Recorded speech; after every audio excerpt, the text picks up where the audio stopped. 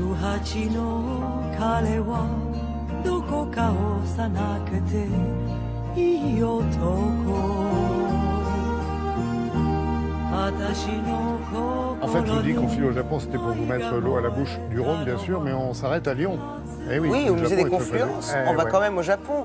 On va voir l'exposition qui s'appelle Yokai no Shima, qui veut dire l'île aux monstres ou l'île aux esprits. C'est un fameux visage traditionnel, ces figures traditionnelles du Japon. Ces figures, il n'y a pas un visage, il y en a tellement.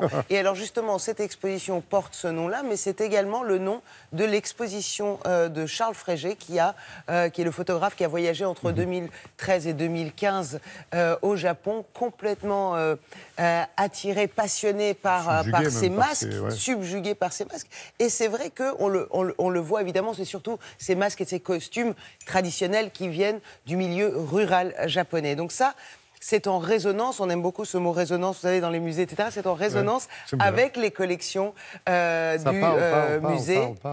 Comment ? Je dis ça parle. Ah oui, bien sûr. Alors donc ça résonne bien, puisqu'il y a la collection Japon du musée des Confluences. Il y a les photos de Charles Frégé, mais pas que, puisqu'on passe de l'histoire vraiment du Japon, de tout, vraiment on remonte les siècles, mais jusqu'à aujourd'hui, jusqu'au manga, jusqu'aux jeux vidéo. Donc ça vous donne un peu plus d'esprit. Regardez.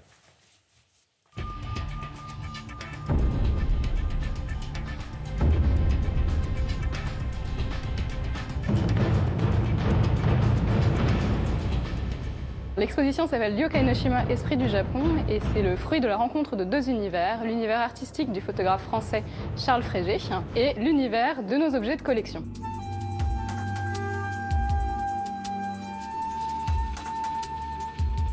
Yokai no Shima, on pourrait traduire par l'île aux yokai ou l'île aux monstres. En fait, les yokai sont des êtres fantastiques qui vivent tout autour de nous, qu'on ne voit pas mais qui interviennent dans notre vie quotidienne.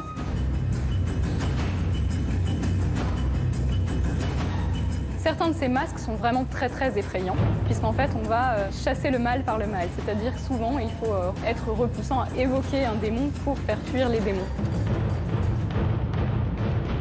Le Namahage, c'est une divinité des montagnes qui va être invoquée par les habitants d'un village.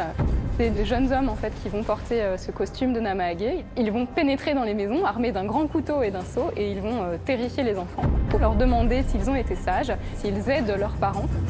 Symboliquement, le couteau va servir à enlever les brûlures des personnes qui auraient passé trop de temps autour du foyer, donc des feignants. Nous avons choisi le prisme de la spiritualité japonaise, tout simplement parce que les figures masquées qui ont été photographiées par Charles Frégé ont été prélevées dans des cérémonies religieuses. Un photographe japonais ne se serait peut-être pas permis de sortir une divinité d'un sanctuaire pour la positionner par exemple au bord de la mer. C'était aussi désacraliser ces personnages, ces masques, ces costumes.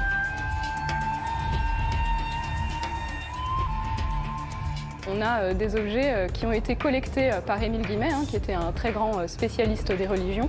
Et on a également des objets qui ont été collectés par des missionnaires.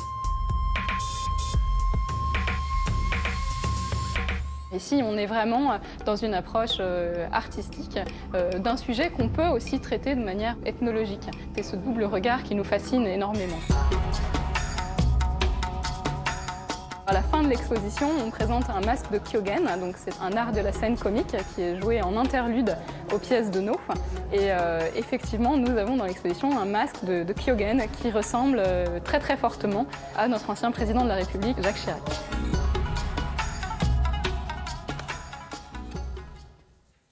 Et donc ce n'est pas un travail ethnographique, mais ça nous apporte quand même un sacré éclairage sur le rôle du masque et du costume dans les traditions japonaises. Alors la prochaine fois qu'on vous posera la question « Esprit, es-tu là ?»